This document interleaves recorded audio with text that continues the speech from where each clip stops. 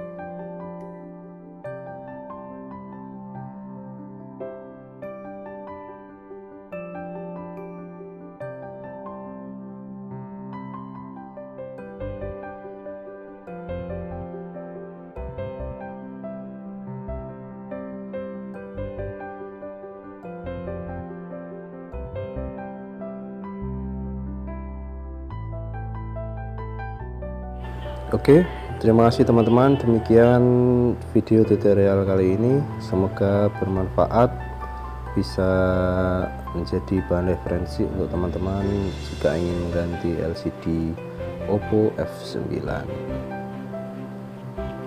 Jangan lupa subscribe dan dukung terus channel Infotech. Wassalamualaikum warahmatullahi wabarakatuh.